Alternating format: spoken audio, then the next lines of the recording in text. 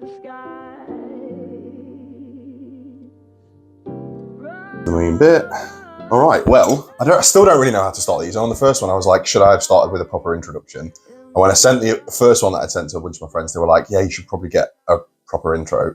I don't really know how to start these sort of things. So I guess this is the second one I'm filming, and this is Ben Stone. If you would like to introduce yourself, tell whoever is watching what you think people should know. I'm Ben Stone. I'm 52. I'm a tattooist, father of 4. Yeah, that. Let's leave with that. Yeah. That works. I think I'd started most of these, or I plan to start most of these with the same sort of question, because I think it naturally lends itself quite well. But it tends to be childhood, growing up. You know, What was life like for you growing up? Where did you grow up? Was life good? How did you find it? That sort of stuff. I grew up in lots of different places. My folks split up when I was 4 or 5, and I was the eldest of 3. So I was born in Devon, moved to Essex, where my old man was doing his doctorate and being a scientist. And then when they split up, we moved to St Albans in Hertfordshire. And we lived with my mother's best friend, who is an amazing woman. She was a caster for Thames Television back then, and now she's on the BAFTA committee. She's in her 70s now. Wow. And so it was really mixed. Like the breakup was difficult, I guess. I didn't feel overly abandoned or anything that a lot of people think they have abandonment issues. I don't think I ever felt abandoned. I felt overly protective over my siblings and my mum, I think, which that was very, very difficult.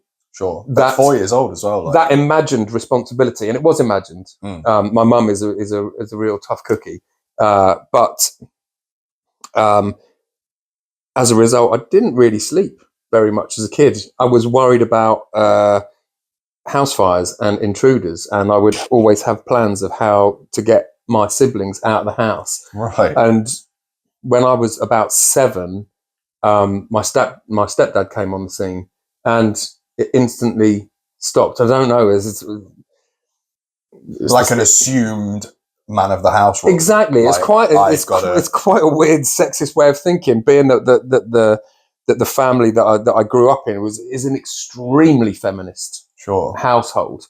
And my mum's friends were all what you would describe as radical feminists, I would imagine.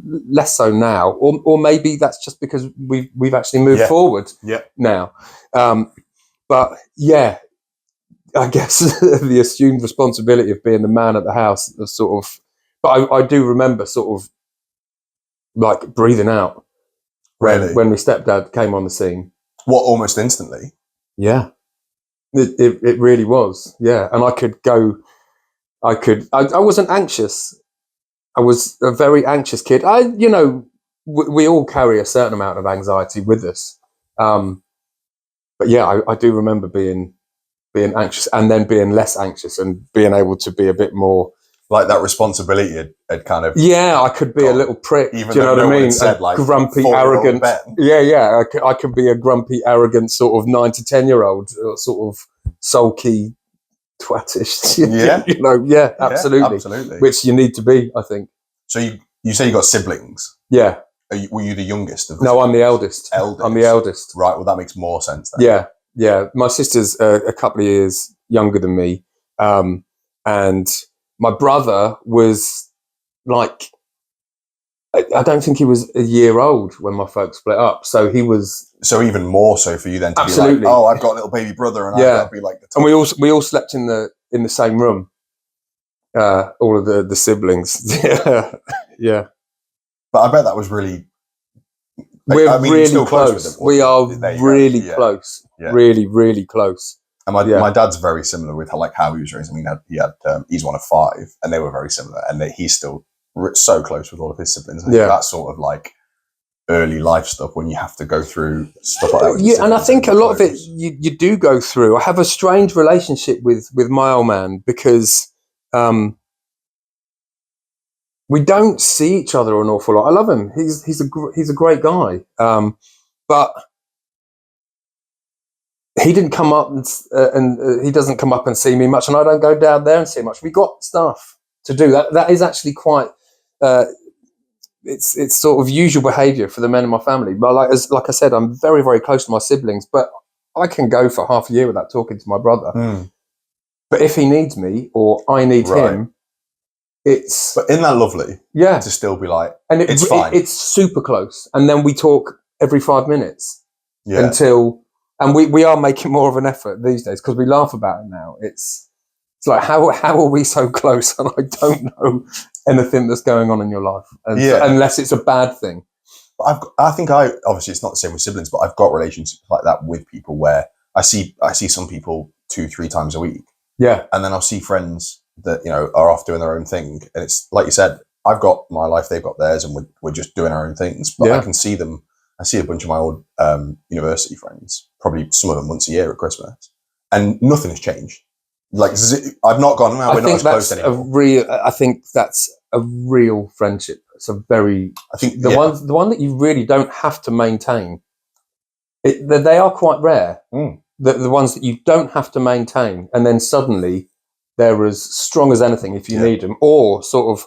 I'm doing that. Oh no, I'll totally be there. Let's do that. Fully, just comfortable. Yeah, absolutely. So, how was school then for you as young Ben? Like, did you enjoy school? Was it something you wanted? Like, a lot of people sort of have very mixed reviews of. I like the social aspect of school. I did not like the learning aspect of school. So primary school was, I guess, normal. There was no problem. I liked it. The last time I was ever sporty was there. I loved my friends. I liked the teachers. Secondary school was great until that sort of puberty moment where I just really didn't care about it. I sailed through it. I am very lucky because I can talk to people. So teachers like me. I'm also good at art. And so when I started at 11 years old, there was this, I was approached by the head of year one who asked me, would I consider doing my art A-level at age 11? Right. And I said no, because, and I still don't really believe in art exams. I believe in teaching kids how to do stuff, but like really, it's not really for a teacher or an examiner to get inside the head of some young kid where all the cool stuff comes from. When you're young, don't tell them that that's wrong. Well, my best mate growing up was an amazing artist, amazing. And his thoughts were amazing. His process was so unusual. And he got a D. I don't know if he ever continued. I don't know.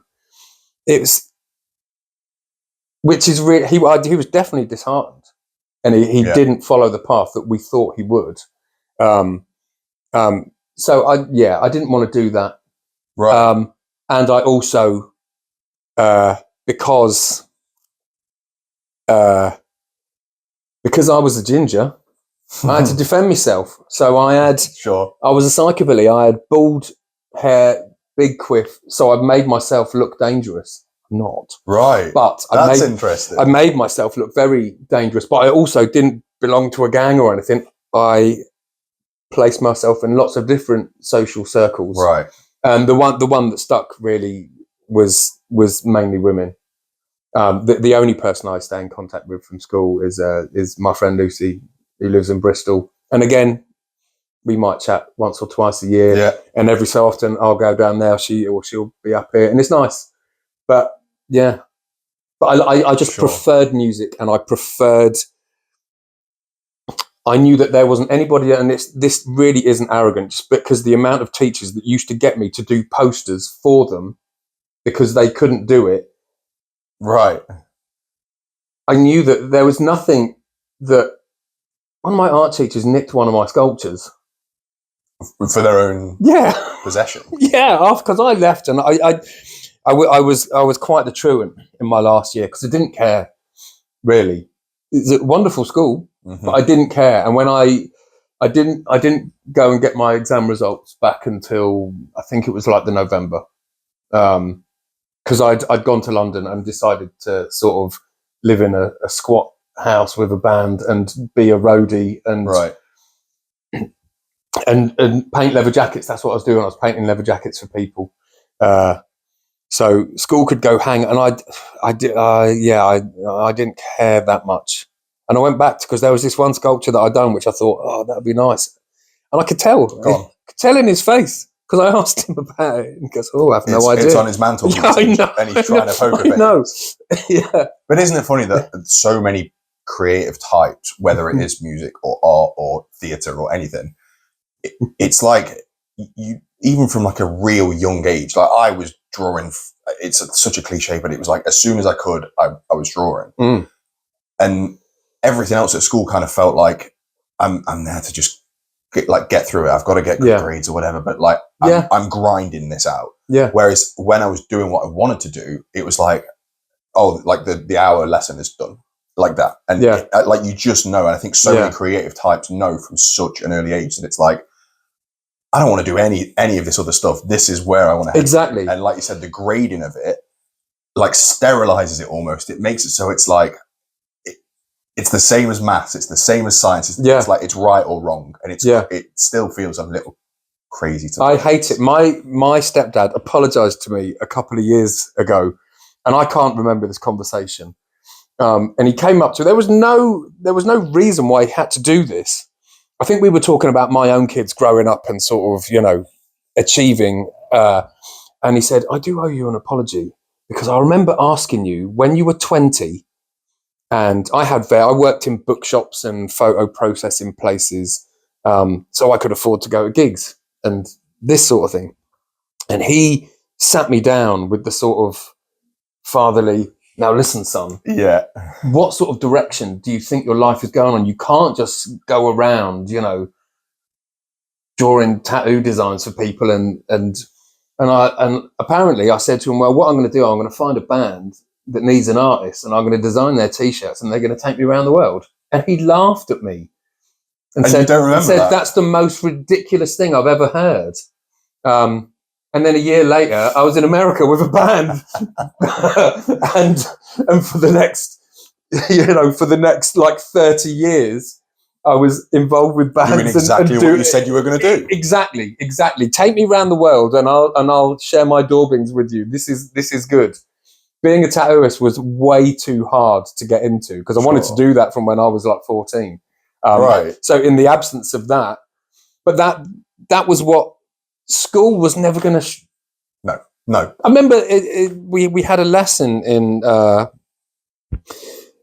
careers. What do you want to do? And I was like, I'd like to be a tattooist. And they were sort of like, yeah, what? No. What about graphic design? That's a new upcoming thing. I was like, but what about tattooing? And they were like, I don't really think that's a career. And so the town I grew up didn't have a tattoo studio, or anything like that. And.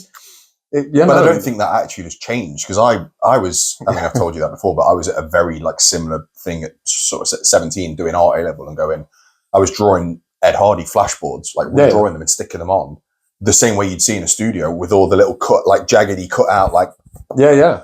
And I was like, this is great. And it was like, well, no, like oil paints, like graphic design. And I want to make money. Guilty of and I am by trade now a graphic designer. Yeah. Because it was sort of, well, that's like corporate art. And it's you can make money though. Yeah, and it pays the bills for sure. I knew that I didn't want to go. My mum assumed I would go to art college. Everybody assumed I'd go to art college. I think I got accepted into 2. Yeah. And I didn't want to go. I don't want to go unless there's a course in. Can you draw devil heads? Yeah. And then maybe try. I just really wanted to be a tattooer. That was it. Well, that probably leads really nicely into the next question, which was, how did you get into it? I know it's probably something you've said a million times over before, but like, what was that point like where you were like, this is what I want to do? Was it something that you were like, I always wanted to do this? Or was there like a pivotal point where you were like, ooh, there was a tattooing? Book. My mum bought a book back from the library, which she did all the time. And it would be like, oh, check this artist out. My mum, the art books that I had growing up, I was so lucky. There was everything.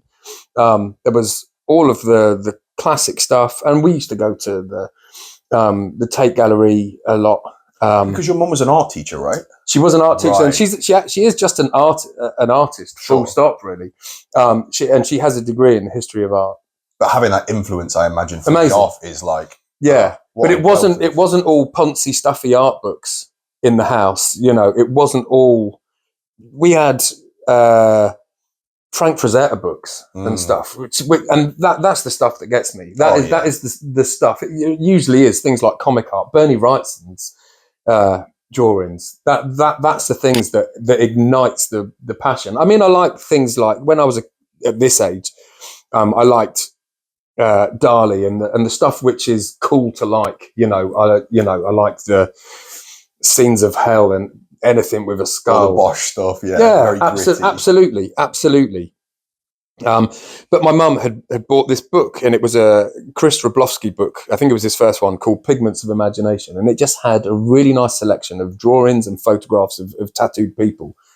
It just blew my mind. It was exactly what I wanted, and I can refer back to that book. I did intend to steal it, really, from the library, and the day that I decided to steal it, I went to check it out, and they said, "Oh no, that one hasn't come back." So someone else had done it. Someone else has done exactly what you planned. And I couldn't find where it just never cropped up again. This is before the internet or anything, so you don't. Do you have a copy now? Yeah, someone came into the shop in Derby with a bunch of old tattoo books. Selling them. There was one in there. Yeah, and I was like, "Oh, yeah, thanks." Incredible. Yeah, that's so good. And so that book was then for you was like the spark. Like, that's what I wanted. It's amazing. There's one of Lau Hardy's tattoos on the front of this lass with a big red mohawk with a tattoo on the side of her head. It's like a Borneo scorpion. It's incredible.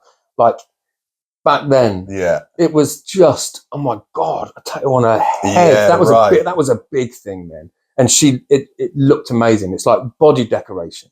See, I'd seen tattoos before. My uncle, no one in my family really had tattoos. My uncle had a gypsy head on his forearm and a swallow with an envelope on his other.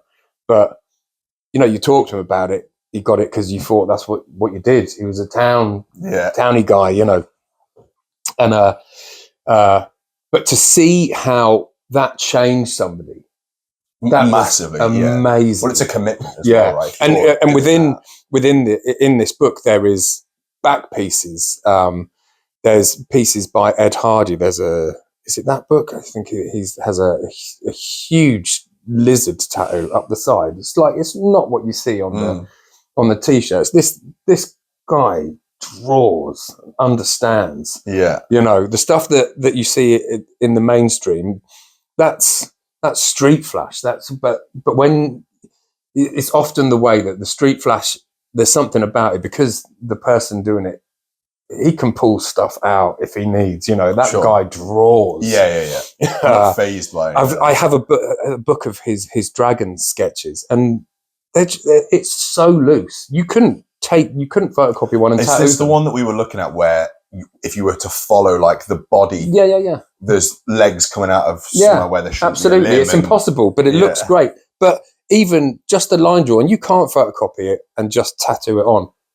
What he's offering up to you is movement and feeling, and then you have to try and get into his mindset and go, oh yeah, that's loose, but when I draw it, it's really stiff. Working from the shoulder rather than the wrist. When he's like copying it, you've got to you have to understand it, which is lovely. So how did you go from that point then to right? I'm going to go and did you just start reeling out flash. I always drew for people because my friends were some of my friends are what I would describe as tattoo people that would have been tattooed regardless to whether Robbie Williams or David Beckham got tattooed in 2000 or whatever. It's not a fashion thing. Because it changed. Tattooing absolutely changed after that. But people that were tattoo people, I would draw for them. And in London, we had such a wealth of artists. There was obviously Lal Hardy, who quite a lot of my friends went to.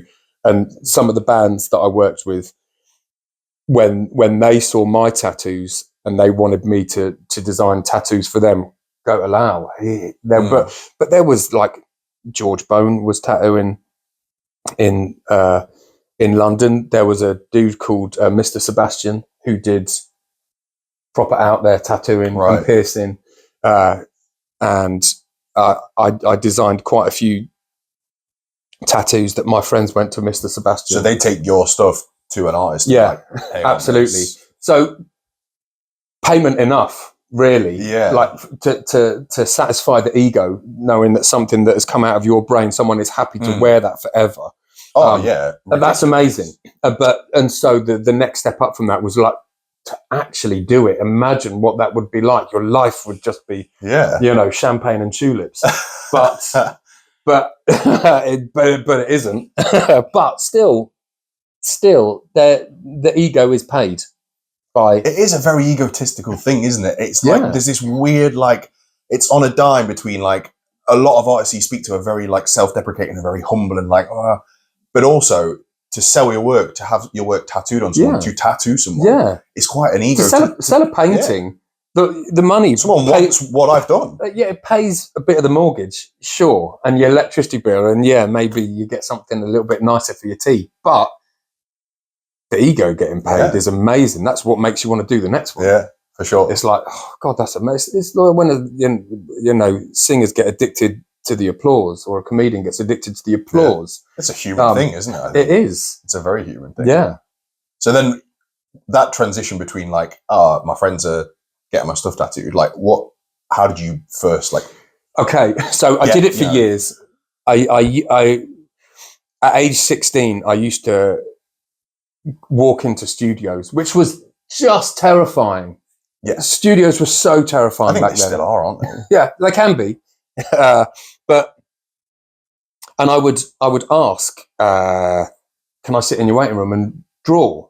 Because I noticed that most stuff was flash. There wasn't a lot of stuff which was drawn on specifically. I got to recognise, that's Graham Townsend piece of flash, or that's right. No one was so. I mean, all of these guys could draw, but I could draw as well, and I didn't draw like them. So I wanted to sit down in a busy flash shop on a Saturday morning and do drawings for punters, because punters would just queue up on a Saturday morning. That was the busy day. Didn't want to get paid for it. You just wanted to be involved. Searching for that ego hit, or that sort of that buzz of like someone. Yeah. But I never ended up doing it. It was just, I had lots of different invitations of how they would hurt me if I ever set up near them. And I didn't want to push it. I wasn't that confident. Really? I would go with drawings. And they'd instantly go, I'm not buying. It's like, I'm not selling.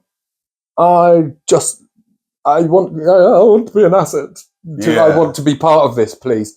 And it wasn't, I don't think they were my people. Lau Hardy was the nicest guy. I never asked Lau because I'd got tattooed by him already. Yeah.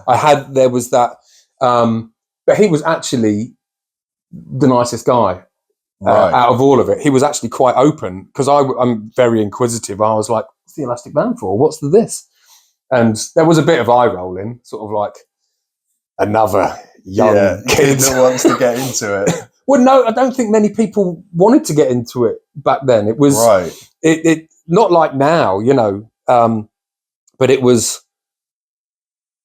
There was a lot of secrets back then, It was like, and it would have all been bullshit for his own amusement. Sort of like, the elastic band. Well, without the elastic band, you don't want to feel that. Yeah.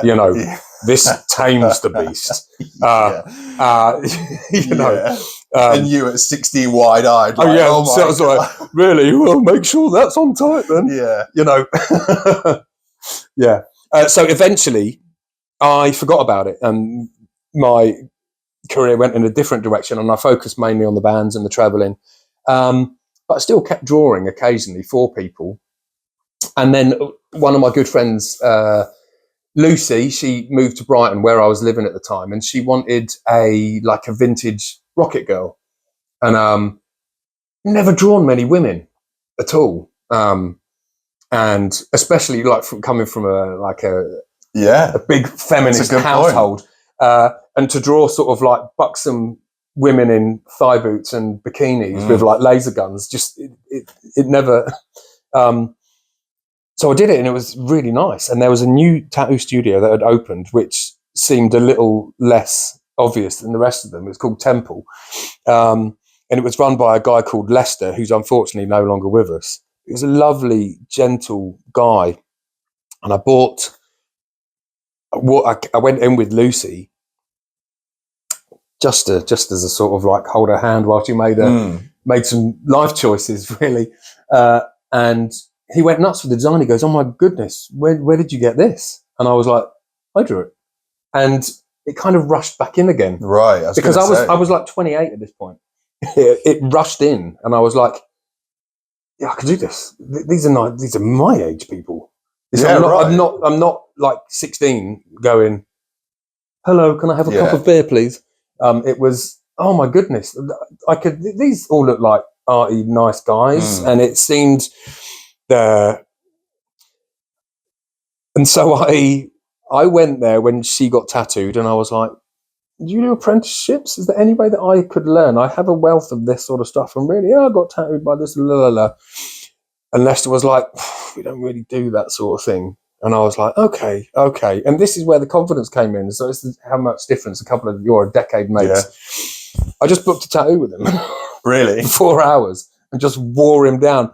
To his credit, he didn't wear down. And it was someone else, one of the other artists went, "Yeah, I'll show you some bits." Oh, amazing. And I was never really taught by one guy. It was like a family shop type deal. Yeah, there was about 5 or 6 people in the studio, and I learned good things from all of them. I think that's good though, right? It's not just this guy's going to teach me everything he knows, and that's gospel. That's it. Yeah, you've got a bunch of different people doing, I imagine, different enough. Everybody was kind of new to it. Actually, everybody in that shop was kind of new. Lester was sort of like he had a lot more experience than everybody else, right? But everybody else was only a couple of years in, so it's not like you were so far behind. No, exactly. No one had all the answers. Right. I didn't learn how to maintain machines from anybody in the shop. I learned that from a guy in Eastbourne, Jim McCare. He would come over. We were really lucky in that shop. We had some. Lester was friends with some really amazing artists, and he was respected. And people, plus we lived in Brighton, so people would come down and visit. There was always, Lal Hardy popped down, Alex Binney popped down, who was kind of like the hero at the time. He was one of Lal's apprentices. Really? Wow. Lal was like, was definitely from the old school. He's been tattooing a long time now. And Alex Binney was the art school side of things. He was pushing wild and crazy designs for the time. For sure. And he's a wild and crazy guy as well. Yeah, I think when I was, 13, 14, 15, started to get into like the art of it, I think Alex Binney was one of the first like tattoo artists that I looked at where I was like, this is really fucking like different. Definite person. It's so cool, but so different. And like, he's trying wild stuff here that it's not just like, that stuff changed the tattoo scene. As Lal's definitely did. Right. Yeah, definitely. But I'm not familiar with Lal. Check it out. Lal is one of these guys that keeps adapting. He doesn't dismiss young tattooers with different ideas. If anything, he embraces it. He's a fantastic champion of tattooing. He's a really good ambassador. That's such a nice attitude to have as well, because I think it's grown so big and vast now that there's like it just feels like it's become a lot more popular, and but there's still a lot of folks that you speak to that are like, it's got to be like the old ways or no ways. Yeah, it's like, well, they're not hurting anyone. There's room for all of it. Yeah. There's no right they're not way. taking business from you. No. If someone wants to do, like little fine line stuff, fill your boots. If you're doing big, bold trad stuff, you're never going to steal from. I mean, sometimes I do feel like it's two completely different businesses. Fully. One's almost like a beauty business now, isn't it? Where you get like these mainstream ones, where it's like, But I don't mind. There's room for that. No, absolutely. Well, it's funny. One of the questions that I got in here was kind of discussing the popularity of it these days compared to back then, and I think it's a lot more popular. It's a lot more like accepted. It's, you know, most people you speak to now have either like got a tattoo or know someone, whereas you were saying no one in your family back then would have had one. And you didn't really see people with sleeves walking around. Yeah. You know, it wasn't. Well, anything visible then, like, I guess even so now, but definitely more so then was like a statement. It's like, if you got visible tattoos, it's like you're permanently changing yourself in a way that is like, you know. It was double to get your hands or your neck done. Mm. And I think now it's a lot more popular. You know, you think mainstream music artists, everyone's covered. Yeah. The thing now, you see people getting hands, neck, face before anything else. It's a shame. Which is crazy to me. Just having a tattoo, when I got my first tattoo, I was the coolest guy in the pub in my own head. Yeah. After that, because it didn't matter what it was. No. It didn't matter the statement that it was trying to say. It was just you had a tattoo. And that was, I remember the feeling. I miss that. I know that, you know, I miss a lot of things about the 80s. Do you know what I mean? But I don't think that new stuff is taken away from that. I you know, sometimes I do miss a bit of the mystery, the magic. Yeah. Like the TV shows that happened, they sort of gave punters a bit of a false idea of what running a tattoo studio is like. Yeah. Of these super confident people, just like grab a coffee in the shop over the road and I'll draw up this back piece for you in 5 minutes. And it's obviously absolutely not like that. But it's interesting that, like, and again, it's still like kind of here now, but way back then it would have been a lot more different in that there's like a lot of negativity around them. There's always a lot of like big scary bloke with a load of tattoos. It's always kind of viewed as that, like, good. Right. But I'd be interested to know, like, have you know, with having tattoos, with being a tattoo artist, have you ever had any like negative interactions, whether it's your job or like how you look or anything like that? Like, when I was young, old dears, especially like on the bus or like sat in a cafe, they do that thing where they're having a conversation with themselves, but loud enough to make sure that you can absolutely hear. Yeah. And when they're having a conversation about tattoos, if they were doing it in 2024, it could be anyone in. It was about me.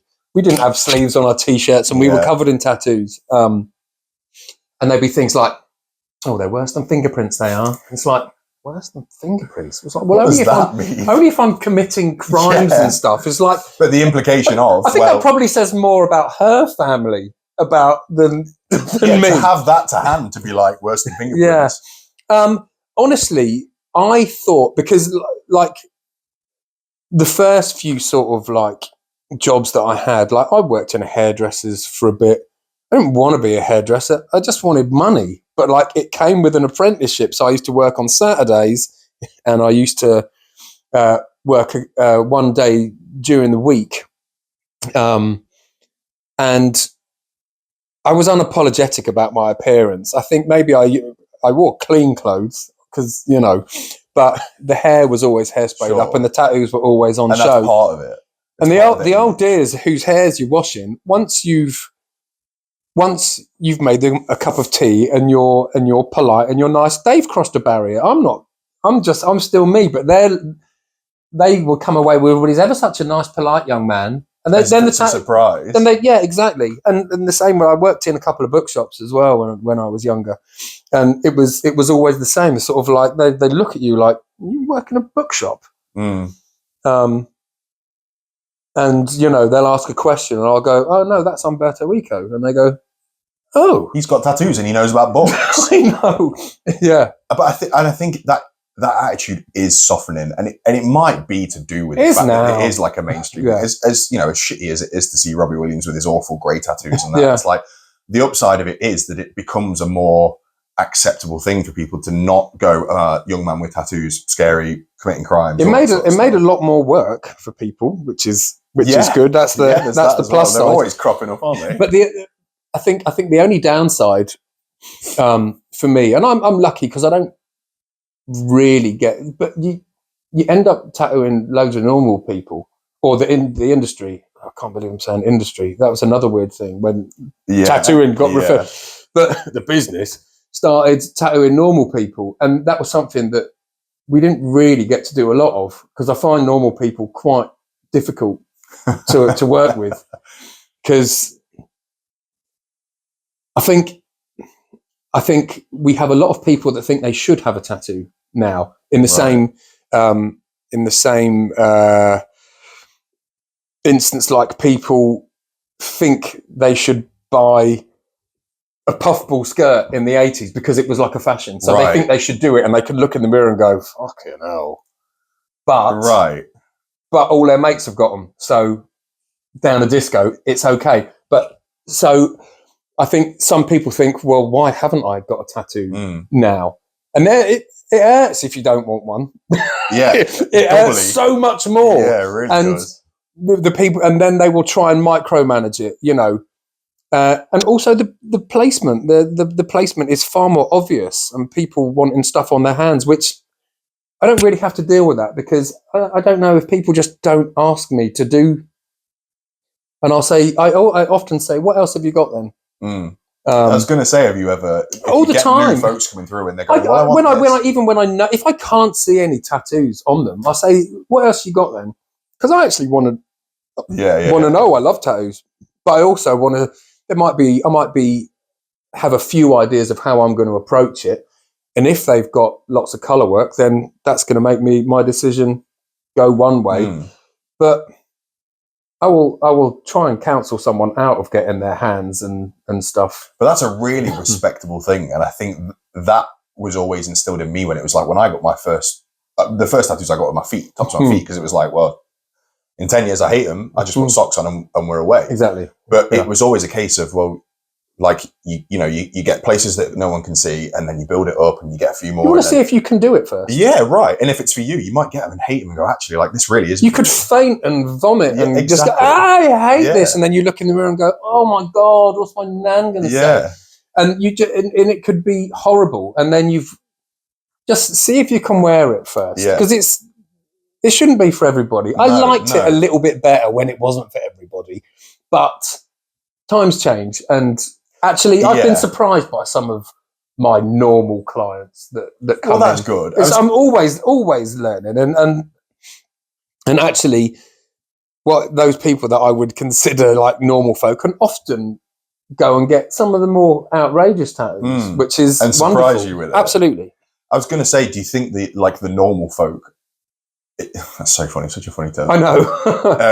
Do you think a degree of that comes from like the lack of appreciation of it, to be like, you know, it's all right for you or I because we grew up going, this is fucking awesome, and we're leafing through books about tattoo artists, and sometimes it takes time. Know how you know the history of it, you know the weight of it, and to kind of go into a shop and go, well, this guy's, you know, learned his craft, and there's a whole lot of stuff that goes into this. Yeah. And you love it, and you know artists, and you know what you want, and rather than I should get a tattoo, I'm just going to go and get like they're really difficult days. Those ones, the ones that you realise, you know, you've had a cup of tea, and then there's been all these questions, and there are eye-opening questions like, "Oh, you hadn't considered that bit. Oh, all right." Or when people say, "How easy is it to laser tattoos off before you've even started?" You've even done it. And you're thinking, "Yeah," and you think, "Oh, yeah, I'm going to give this 110% then." But that's shall I go lighter? It's like it's viewed as like a haircut now. It's like a beauty thing, isn't it? It's like I'll go and get my haircut, I'll get my nails done, I'll get like I'll have a little beard tidy up, I'll get a tattoo. And I'd love to know the stats on the amount of laser work that gets done, and on the age of the tattoos that are getting lasered. You know, and the reasons. Is it because it's shit, or is it because? I'd love to know. If I was like a laser, because now I need to be a chartered surveyor, you know. Yeah, I can't fuck everyone on my hands. Exactly. It needs to be gone when I'm showing people around houses.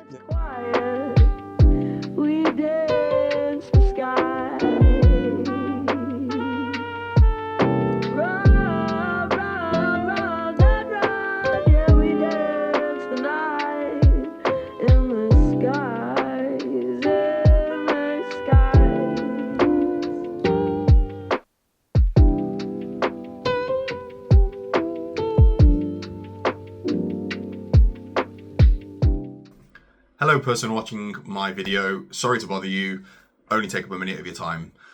Tougher Stuff is a project that I've planned and prepped for a very long time, with the ultimate aim of creating relatable content that helps others. I don't make any money from it. That was never my intention. However, if you did want to support me, I sell my paintings on Etsy. I don't really have a specific style or subject. I just kind of tend to paint whatever I like. But there's lots of prints on there, lots of paintings of places that I love, nature, skulls, all kinds of fun stuff. If you see anything you like and you can afford it, it's a really nice way to support my creative endeavors. And I will give everyone a 10% off code for being a Tougher Stuff fan. So if you use code TOUGH10, then you'll get 10% off anything from my Etsy store. I also post a really eclectic mix of artistic content, painting, Warhammer, funny videos over on my Instagram, which is at Chris Tooley Art. Yeah, thank you so much for the support. Back to the video.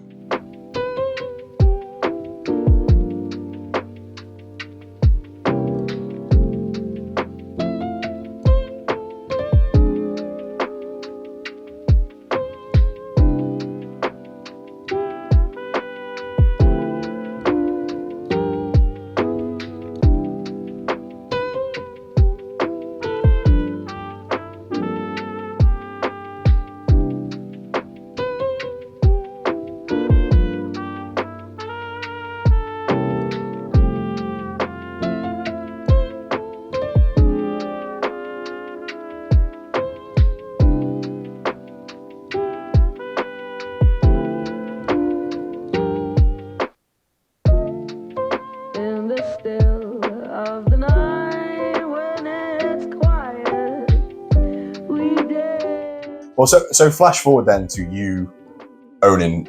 Was Lifetime the first studio that you? Well, it was called Tradition 180 first. Sure. I was in a business partnership.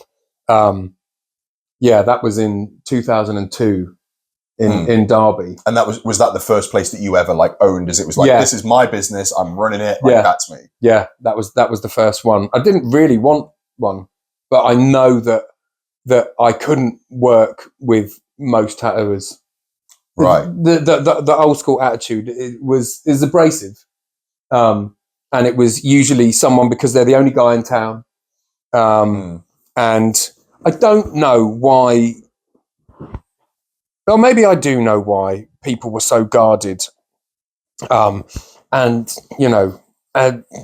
abrasive. I think there is a lot of pressure being a tattooist, and there are mistakes to consider on every job. You don't know what the skin's going to be like. Somebody can cough, and there is the weight of you're changing somebody forever. Yeah. And I like to keep that with me, even though it might make me more anxious. I do consider things a lot more. But I think that's the sign of a good tattoo artist, right? It's a considerate thing. And it's any job, really. Exactly. You're with someone and they're in a very vulnerable position. Yes. And you're spending a lot of time in close quarters with a stranger. This is a different matter, really. This is like the often ignored side of tattooing, and this is what I kind of mean. Where I thought I should have my own shop. I wanted to work with gentle people who were quiet. I've been in enough tattoo studios in my youth to know that a lot that they wanted your money. They didn't really care about your feelings. And actually what it is they're doing, they're just doing it. If they fuck up, you are terrified of this person. I always wondered why people kept going back to the same dreadful artist to get more shit, because the urge to get more tattoos is still definitely real. You are, in one sense, you are changing your destiny. No one can take that off you. It is a really selfish purchase.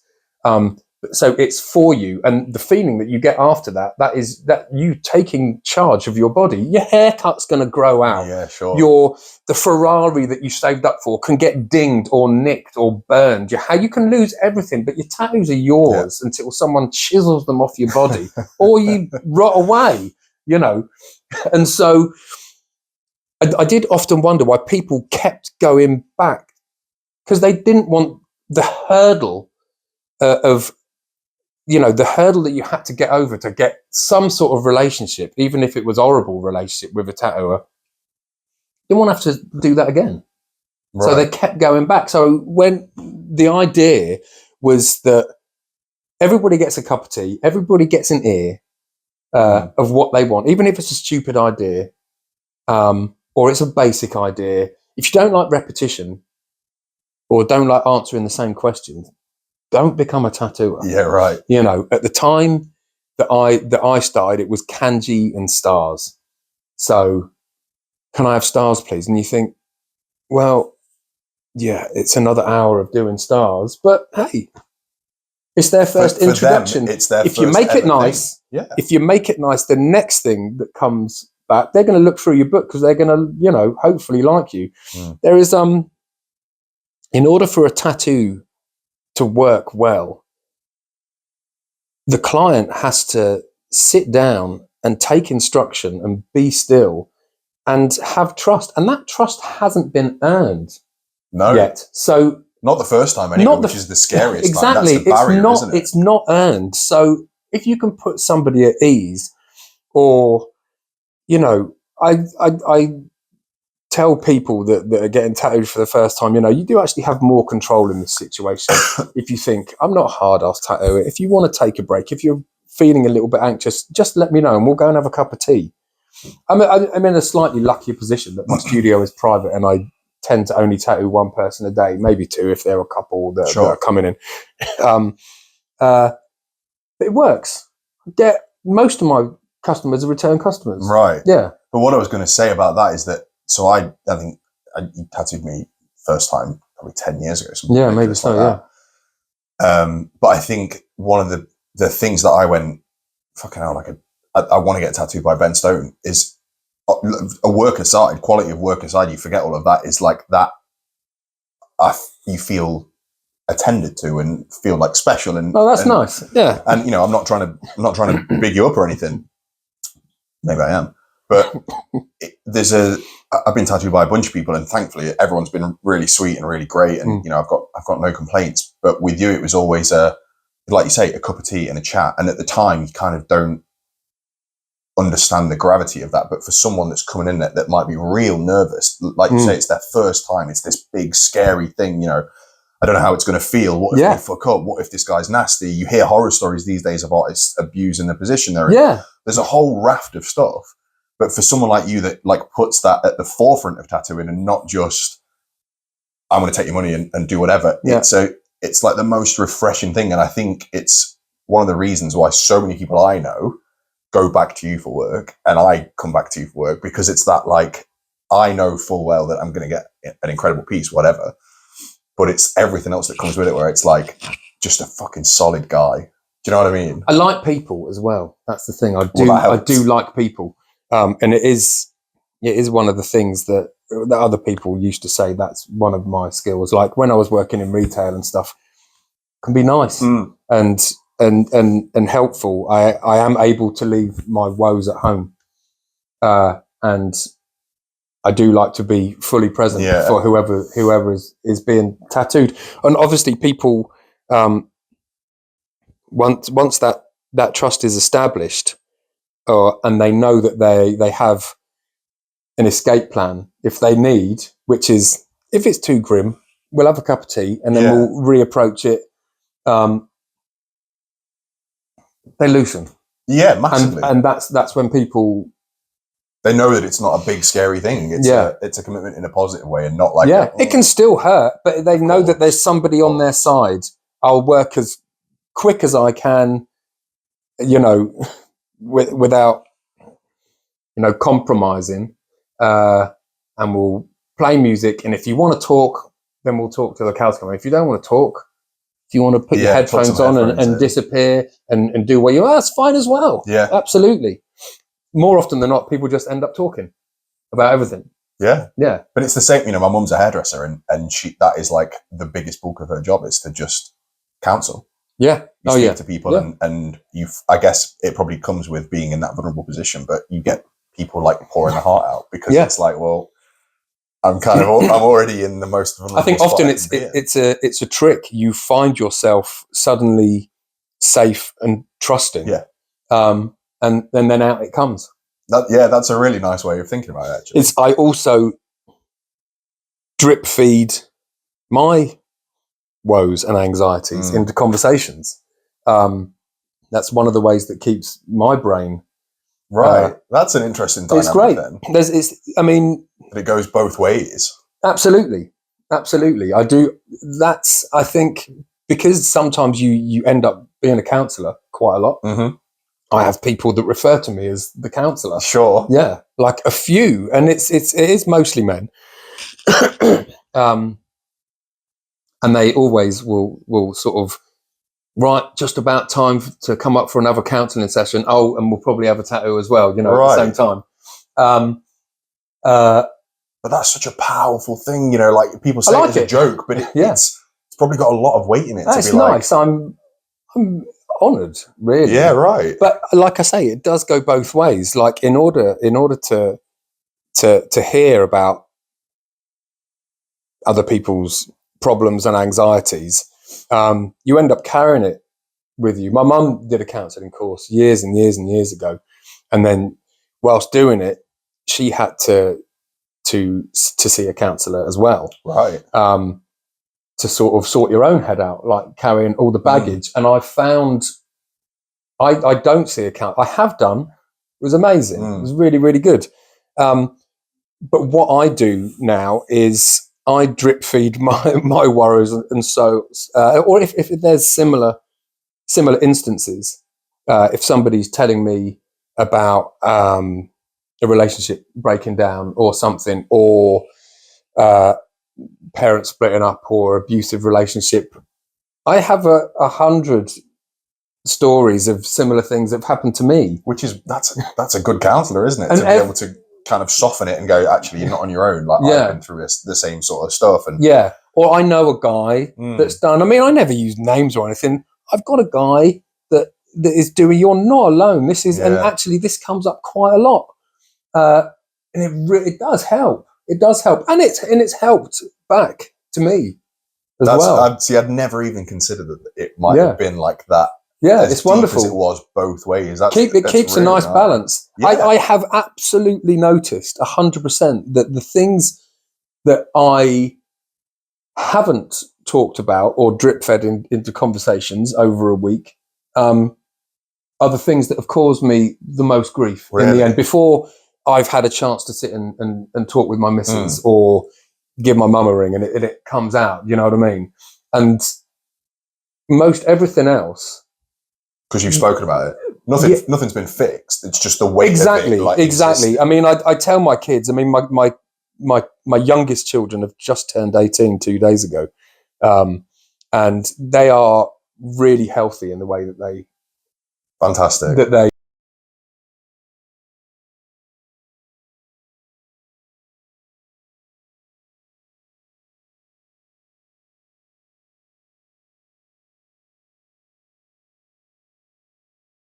For me, each other, really? But I look at lockdown was a real privilege, because we were close anyway, but we just were able to talk about worries, and it was a worrying time. But to do that with kids at that age, but it's continued. And I talk to my twins probably a lot deeper than I talked to my eldest two kids. I would offer them advice or tell them, listen, these things don't embarrass me. These, we can always talk about that. But my twins have come to me and said, and they've talked openly about drugs, about sex, about all of the things that you might go, I can't imagine talking to my folks about drugs and sex back in the 80s. And it's like a regular thing. And it's not even sort of like, I'm not even guiding them anymore. They are talking to me as just a trusted individual, sort of like, Dad, this is going on. What do you reckon I should do? Well, I said, well, what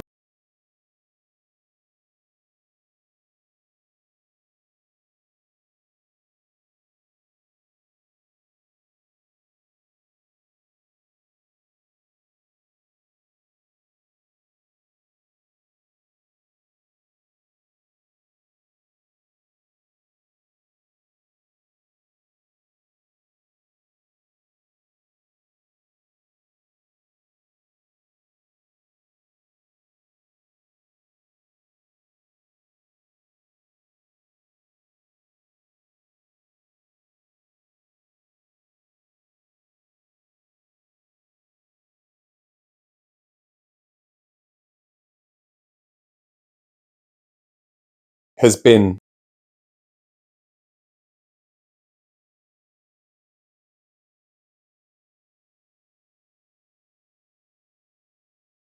some of these kids had their relationship with their parents. I don't know how anybody's not killing each other. The parents aren't listening. And these are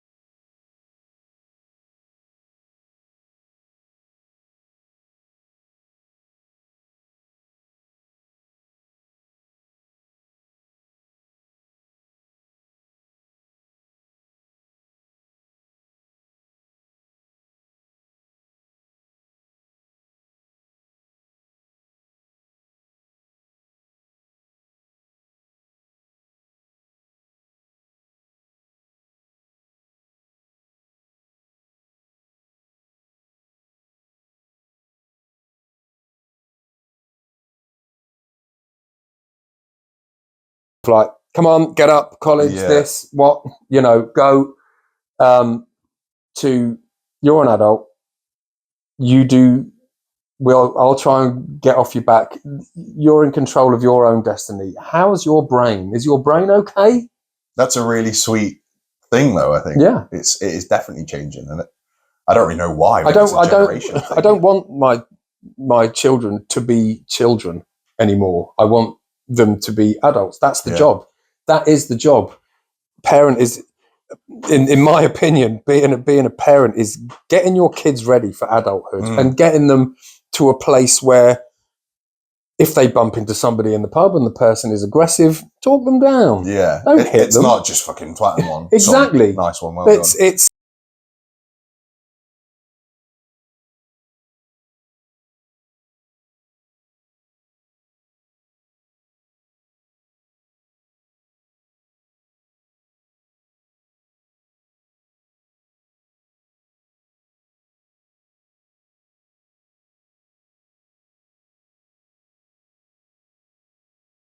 go out for meals.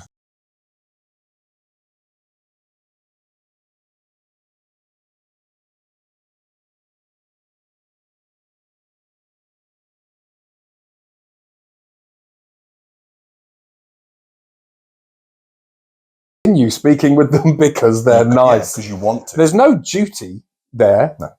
But people think there is because it's family. Exactly. I think it's the wrong attitude. I think it's the wrong attitude to have. And if you try and force your kids into the mold that you were, that's never going to work. I mean, things are so different. Attitudes are so different. Everything is very much so. Is complete. It's different generations. We all have our weird little quirks. Did your livelihood change at all when you first became a father?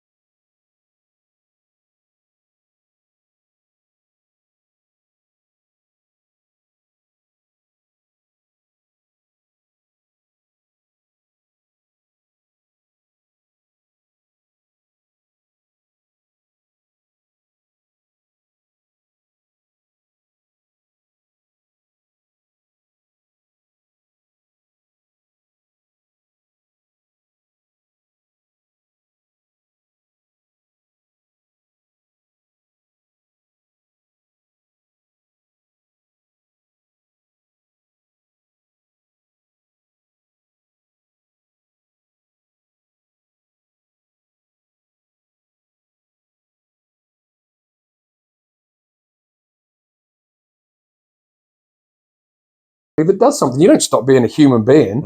You've got to be you've got to be the person, whatever it is you are. It's still got to be true, whether you're a welder or a plumber, or you work for a band, or you're a tattooist or whatever. Just you've got to be someone. Otherwise, your kid's just going to go and be a dad somewhere. So I stuck at it, and it's only been the last couple of years that I've stopped doing it. Right. Really, and all four of my kids have grown up with musicians popping in and out and being able to go to gigs and backstage and looking at how these. It's just wonderful. I would have loved that as a kid. Yeah, sure. Yeah. Like the support to kind of do what you wanted to do, and not just like you said earlier on, this is what you should be doing.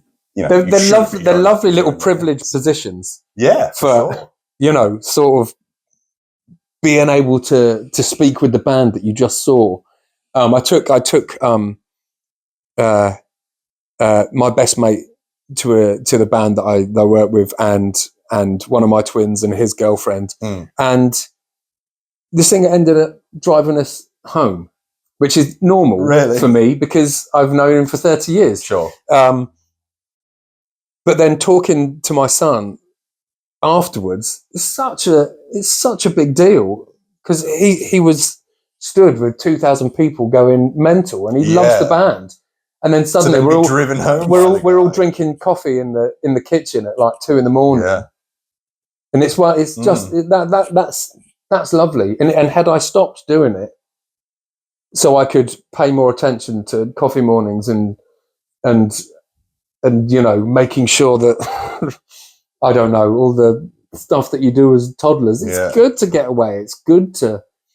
You can still be a good dad and go and do all these things. Yeah, definitely. But I think I had a similar thing with, like, both my parents were very into music growing up and all that sort of stuff. So I think if you're raised with that being like a normalized thing, it's okay to kind of have a bit of an edge and a bit of an image, and to be interested in what you're interested in. Like it's spun as like a negative. I think back to like when I'd dye my hair black and I'd wear eyeliner and I'd kind of walk, and it was always like, you're going to get shouted at on the bus and stuff. Whereas now it's like a trendy thing to be like, I'm into rock bands and da-da-da. Whereas like back then it was like, it's an edge to have it. I love it. I think should be spun as a positive. It should be get a personality. That is one thing that I do think that the kids of today are really missing. I regale my kids with like stories of, like, I was a psychobilly and then sort of used to go to a lot of punk gigs and a lot of metal gigs as well, around London. Used to have little pub bands, pub gigs, like the George Roby, and just, you could go to a gig every night if you wanted to. I had regulars. I used to go to this place called the Clubfoot in Hammersmith, which is long gone, and then after that we'd go to this venue in Tufnell Park. But there was everywhere. There'd be like 4 places that we'd be every week: Camden, Tuesdays, Fridays, Sundays, Dingwalls for the afternoon gigs. But what I liked that there was punks and there was psychobillies and there was rastas and there was skinheads and there was, the two-tone guys.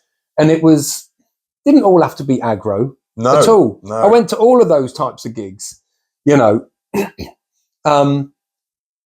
I think nowadays it's this big melting pot. I remember seeing Muse on the front of Kerrang and they had short hair, and I didn't understand it. I was like, how can you have short hair and be on the front of Kerrang? On Kerrang, yeah, corporate. Things are changing. I don't like it. Yeah, but I think that's the internet. I think for the first time in human history, like, the information level of the planet is the same, and so you can pick and choose. Whereas it's very easy just to go on Spotify and just go, I think I'm going to check out that band. For sure. Whereas you probably had to go to the gig and buy a tape from their drummer. Absolutely. Back then, which was one, and I liked that. I liked the little niche subcultures that we had. The thing is tattooing, right? It felt like you sought it out. You made a point of like finding this thing, and it was different, and it did have an edge, and it was like, well, if people were scared of it, then like great. Like, I think those little subcultures kept tattooing going in the 80s. I think if you take away all of the band tattoos, all of the goth tattoos, and the punk tattoos, and the skinhead tattoos, tattooing's fucked in the mid to late 80s. That's maybe it would have gone down, And then, well have done. and then come back again, but I think it definitely kept it going. Yeah. So obviously, you mentioned you got 4 kids, and we discussed it before. It might not be something you want to discuss, but I'd be keen to know what it was like parenting a trans child, and if that changed your parenting approach, if you felt like you needed to do anything differently. what was that like to have to go through for you? And it's very interesting advice for, other folks that might be going, I'm a trans person myself. I don't know what my parents are going to think, or alternatively, I have a trans child that I want to support, It's very interesting. It was completely out of the blue for me. And it was one evening, and Lucy rang me, and obviously to me then he was Louis. But so I got a phone call, and they'd lost someone, and the whole mortality thing had come rushing in. Sure. And said, I need to tell you something, because if you died now, I don't think I could live with myself. So I'm going to tell you something, and then I'm going to hang up the phone. And I was like, wow. He goes, is that okay? And I was like, not really, love. No, because that's there's a hard nothing conversation to have, though, right? There's nothing that you can say that is going to make me cross or angry with you. And so the conversation started slowly, and then there was some emotion, and I couldn't quite understand what was being said. And she lived in Leicester at the time, so I said, "Shall I just come over?" Sure. And still unaware that she'd come out, because she thought she'd come out to me, and I hadn't heard it. So I came. We had probably at least 2 cups of tea, ordered some food in, and then she said, "Well, what do you think?" And I said, "Listen, you've been at university for a few years, and I know that we don't talk all the time. I didn't talk to my folks for quite a while when I was your age, and it just doesn't.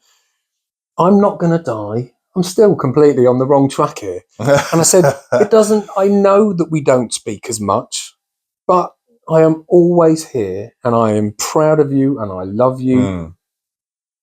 And then she went, "No, about me being a girl." I was like, "Oh no." And you just completely missed it. I hadn't heard. And then she was shocked, sort of like, "Oh my God, I've just come out, and I thought I'd done it like 2 hours ago." Sure. And I was like, "Okay, do I need to do anything?" She was like, "No."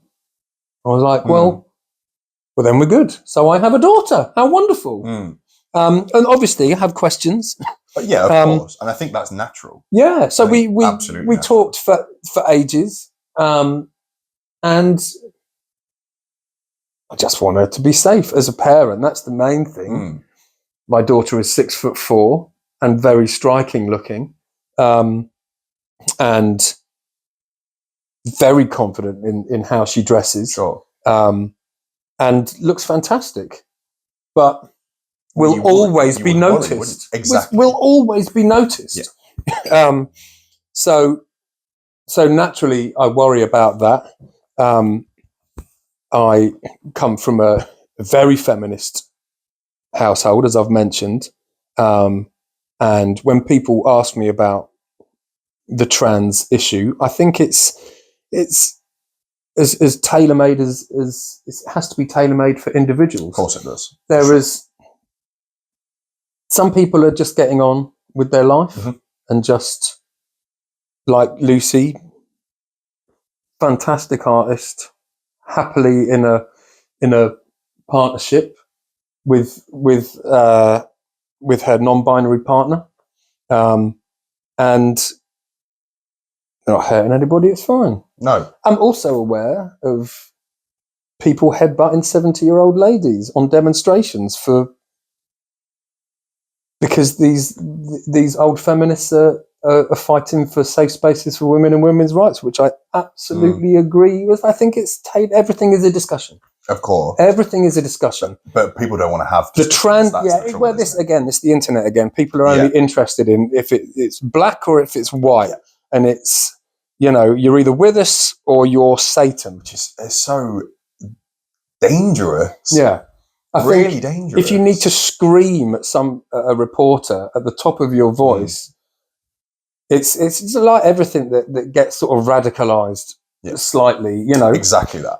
Don't have a problem. Don't have a problem with vegans. If someone is gonna, you know, smack me around the head with a brick when I'm eating a hot dog, I've got issue with that. Right. And do you know what I mean? Everything is a conversation. Sit me down. Yeah. You know, sit me down and listen as well. But you know, I am aware of the violence against trans people.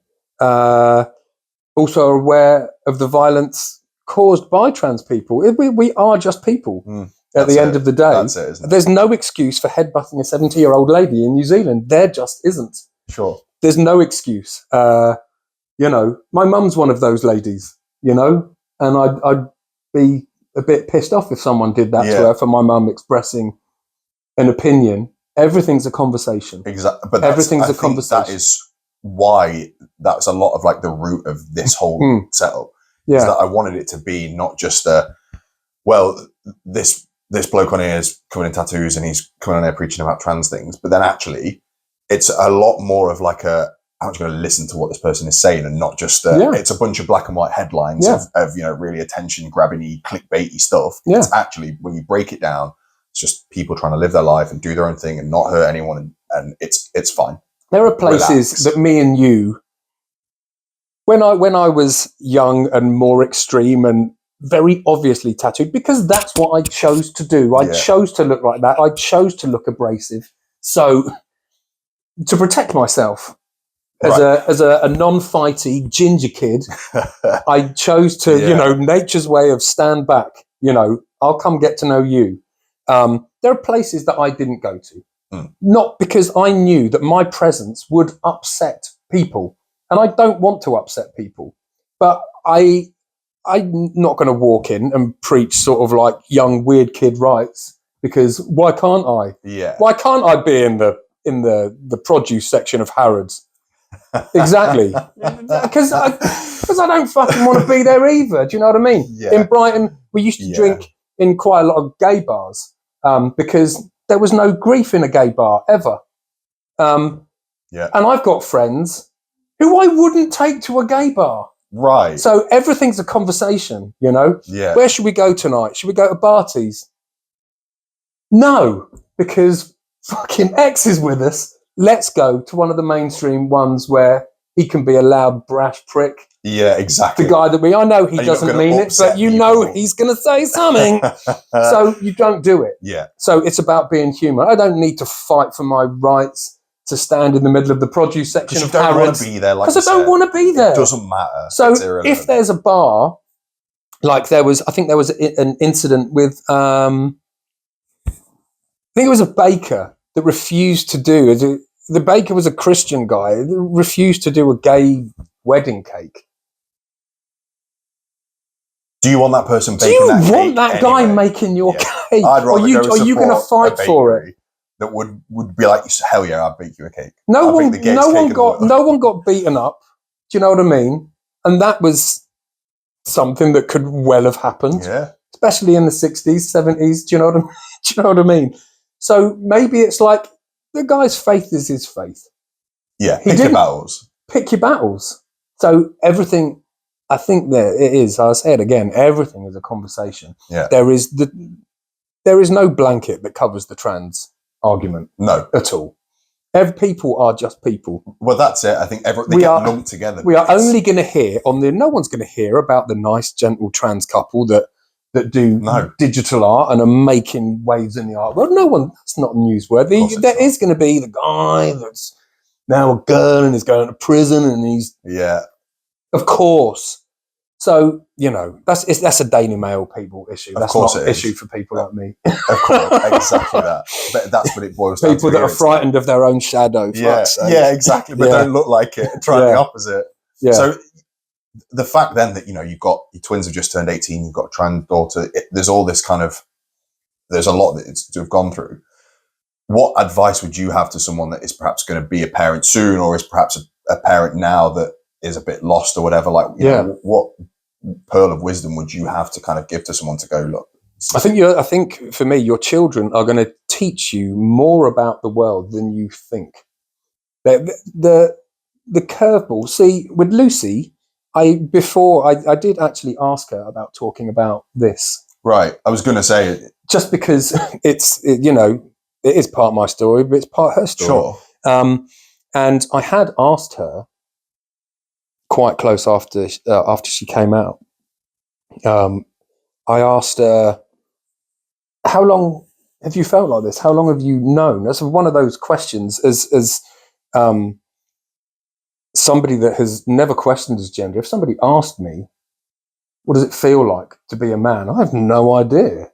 I tattoo guys which are way more manly than me. People that just like have testosterone sloshing out of every pocket. I have no idea what it's like to be a man. So I said, how did you know, and when did you know? Because we've always been quite open, and her mother is also an extremely well-rounded lefty, understanding parent who works with trans kids as well. And I put my heart on the table expecting her to say 4 or 5, sort of, oh God, where did I go wrong? Yeah. Come on, I didn't pick up on this. It wasn't at 17. Right. Yeah. And there are other issues as to why so late. But people who aren't trans cannot, sort of have any sort of personal sexual opinion until they're late. I mean, why not? But they're formative years as well, right? You're all over exactly. the place. You don't know who you are. You don't know why you are. It's so like everything is just so. Yeah. And so 17 to kind of go, actually, like I've had like 3 or 4 years of going through stuff, and I don't really know why I feel this way, and I don't really know why. I'll actually, you kind of start to unpick stuff, and I think that's probably a fun. But like you say, some people don't get it until the 30s, 40s. What is so interesting is when I came back the next morning, I'd asked Lucy, I said, do you want me to tell the twins? She's like, yeah, fine. And they didn't bat an eyelid. Of course. It was like, interesting. And, back to playing Fortnite. I was like, oh, wow. I thought there would be more questions. And then my nephews who are, one's 30 and from, the Somerset, they're from the country, which is usually slightly more sort of raised eyebrow at things like the trans community. Not bother. Like, without missing a beat. It was just like, what's her name? Lucy. Amazing. All the names got changed in the phone. Done. That's it. And there's no issue. I've sat down and talked about issues that come up on the news and issues that I know Lucy doesn't. I've asked questions of things that I don't understand about. Why does J.K. Rowling get so many fucking death threats? Why does anybody need to get death threats? Surely things can be a conversation. I've looked into it. I still can't work it out. Yeah. Don't know what. I think she's the best answer I got off people, because I do ask people, is that she's agreed with things that some trans people don't agree with. I don't know. That's her fight, I guess. Sure. That's her fight. But again, please, everything's just a conversation. Just have a conversation.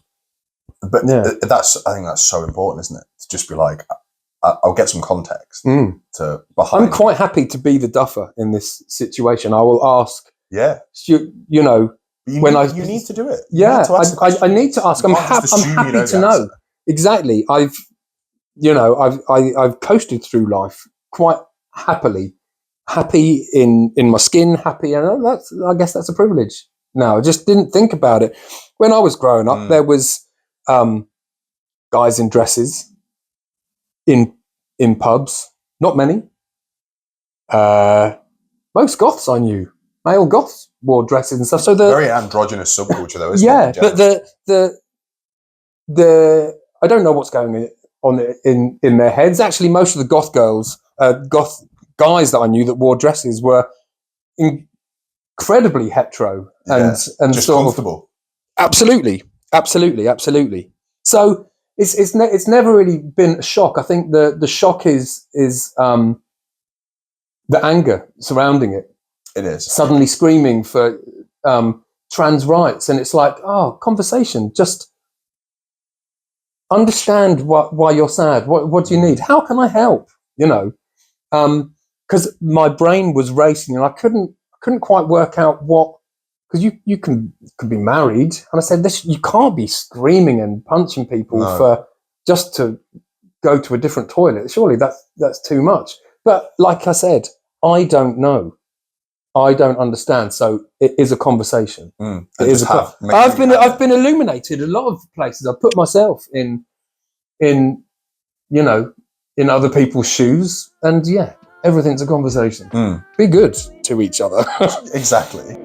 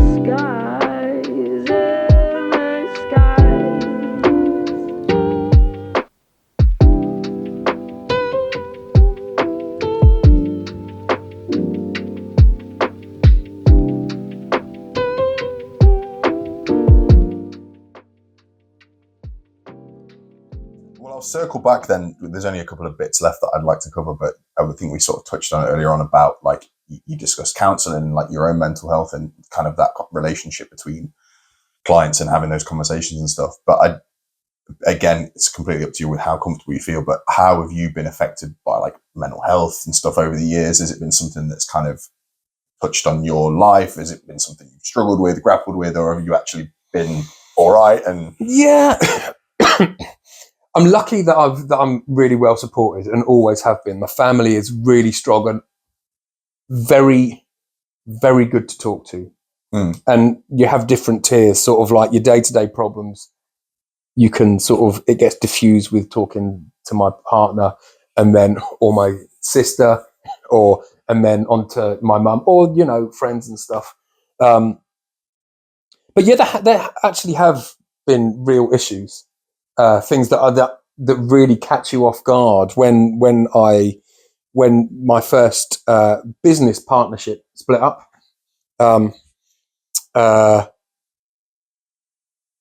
I realised I was one of these guys that really needs to be liked, and the idea of people hating me was I couldn't deal with it. But that's really common. That's way more common than I realised. Well, I didn't realise, and so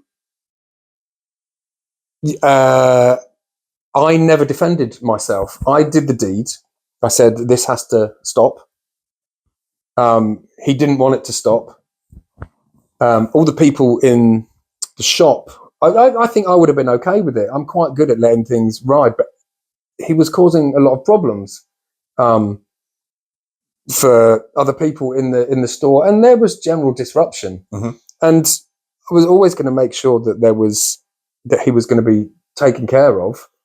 And I didn't want to stop being friends with him as well. It really is a business decision. The business was suffering because of him. People were going to leave because they didn't. Right. Everybody loved him. It's a lovely guy, but they couldn't work in the same sort of chaos that he was comfortable working in. And so afterwards, I was kind of bad-mouthed around the whole, and I never defended myself because I felt guilty anyway. I didn't want to do it. And yeah, I became really anxious, and a few people really turned on me. And then, like, people that I spoke to in Brighton, and I know that they were joking, but sort of like, oh, your name's mud round here. And I couldn't deal with it. No. Couldn't deal with it at all. So I went quite inwards, and it was affecting me for a good few months. I went to the doctor and said, I can't deal with this.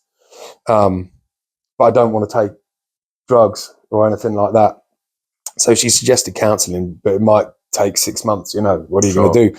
Got in really quickly. Got in after about 5 weeks or something. Talked to this counsellor, and she was great.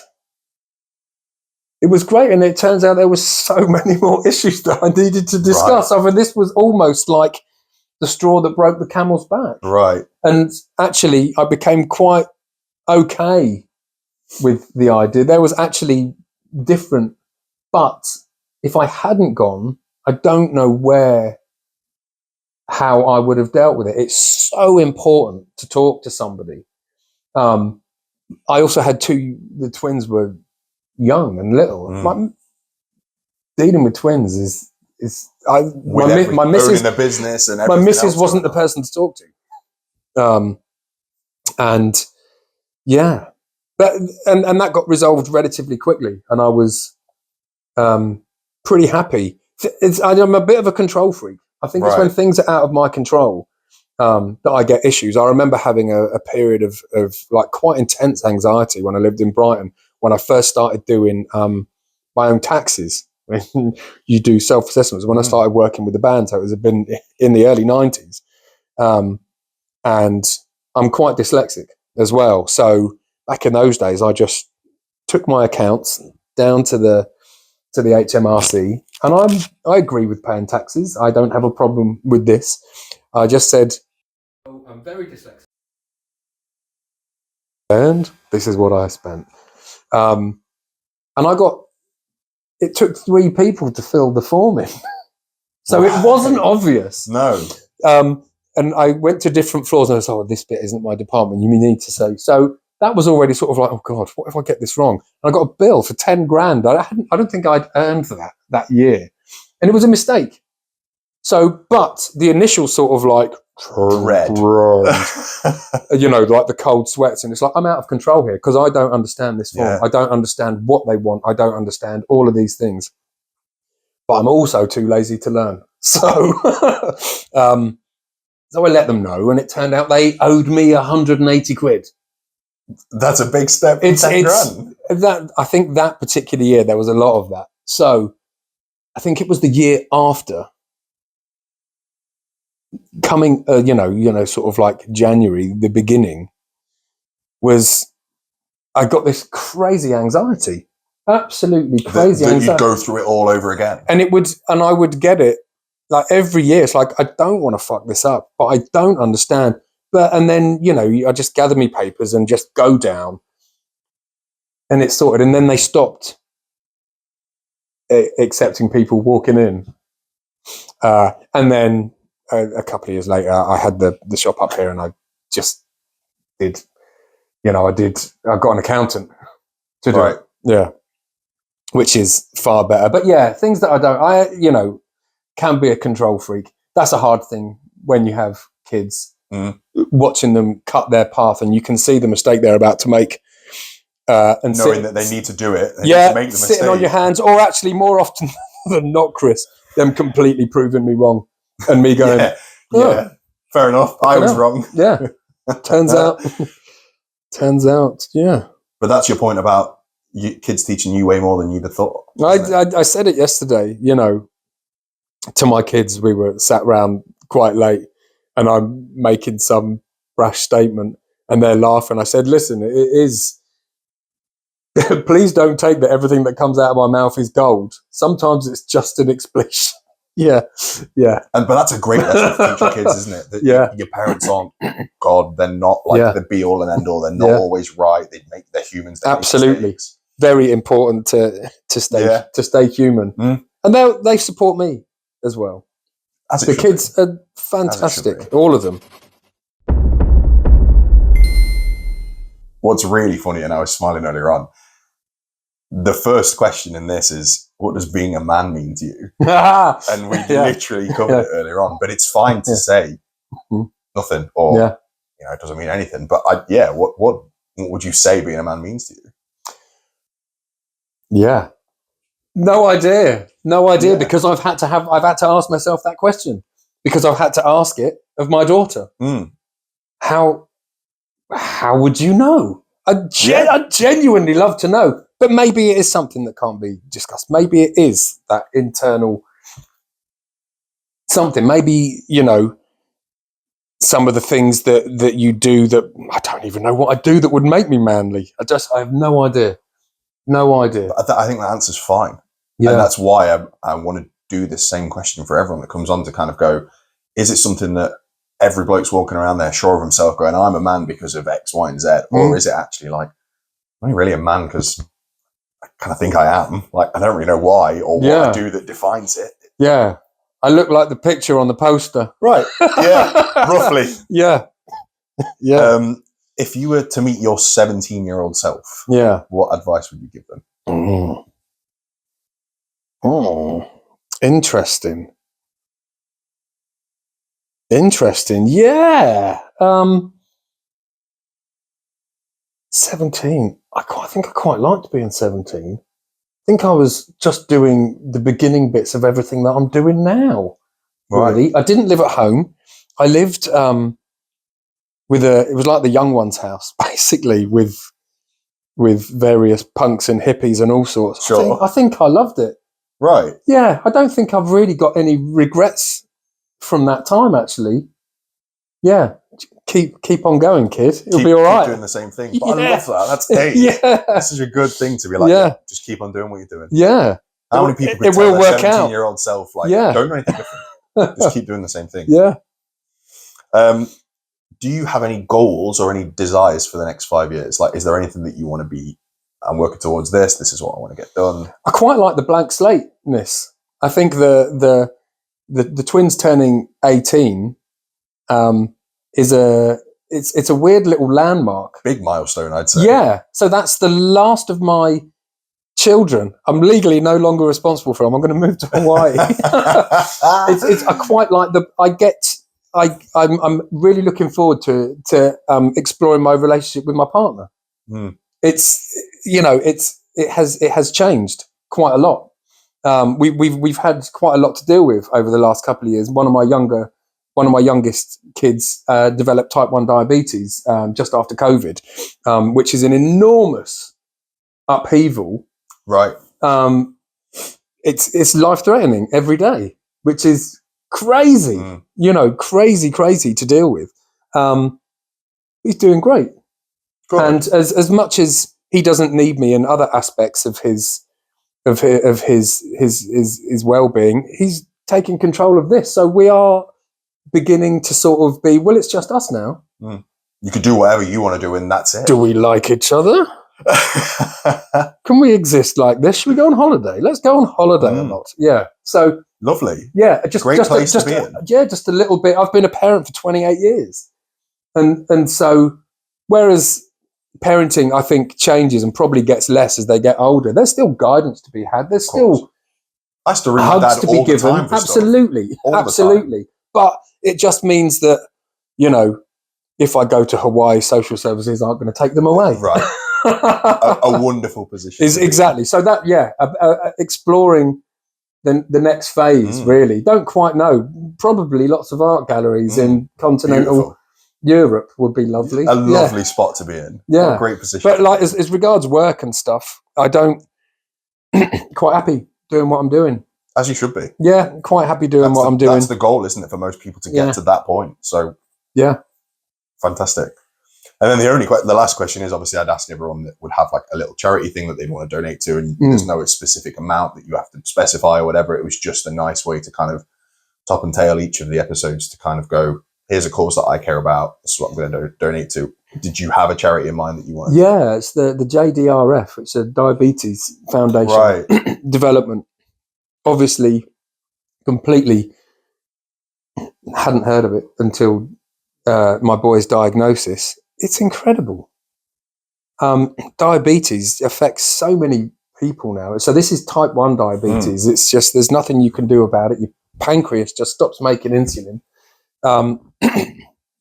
And so my boy has to inject a life-threatening amount of insulin before he eats. Every time He consumes something. And so our lives are kind of spent idly looking at the phone to see whether his blood sugars are going down, which is obviously dangerous and can lead to comas and unconsciousness. And if it's too high, the body's working too hard. And so that can lead to problems later on in life, blindness, loss of extremities, which is terrible. But it wasn't that long ago that you just died. So 120 years ago, insulin happens, or around that time, I'm not exactly sure, but it's not relatively recent history. Yeah. I mean, I've toured with folk that had diabetes, and it was glass vials in the tour bus and old style syringes, and now it's amazing. It's amazing. He wears a sensor on the back of his arm, which speaks to our phone, so he can sleep, and alarms go off if he goes too low or too high. And very soon, this month, he's going to be put on a pump, which is like a printer cartridge size bit of kit, which will talk to the sensor. And so if he's going too high, it will administer insulin. It's like a robot. Automatically. Yeah, it will do it. And it learns how his body deals with food. And so it's just taking the weight off. And the research that these people are doing, the JDRF, I think most of the people that I've spoken to, sort of the professionals that deal with diabetes, our diabetes team in Derby, they're amazing. They are amazing. But this could be something that isn't here the next generation. Right. I mean, people will still get it, but it won't be life-threatening. And it's because, I mean, and it's incredible. There's research going on now, and test subjects have started to make their own insulin again. So it's the money that goes to these researchers is genuinely doing something. Like when he was first diagnosed and we were all wide-eyed and like, what the hell? There will be nothing good in the world again. People were saying, in 10 years, you're not going to be dealing with half of this. And I believe it. Just in the 2.5 years that it's been present in our lives, every now and then, it's almost like a gift comes, and it's like, we don't have to deal with that anymore. Yeah. We get to sleep again. What, it's going to just do it for him? Okay, amazing. Absolute and that's incredible. Blessing. Yeah. I mean, just if you're not interested in diabetes or know nothing about it, just looking at what is happening right now, it's a testament to human beings. They are eradicating this. They are going to be getting rid of this. I had no idea. I've got zero exposure to it. There's no one I know other than your boy. Yeah, it's crazy. And the thing is, you probably, I mean, I went to school with a couple of, and I knew nothing about it. They're the kids that always had a Mars bar in their pocket just in case. And you go, okay. Not realizing the gravity of the seriousness of it. Yeah. Each episode of Tougher Stuff supports a cause or charity chosen and donated to by our guest. To learn more about Ben's chosen charity, JDRF, or to donate, please visit www.jdrf.org.uk.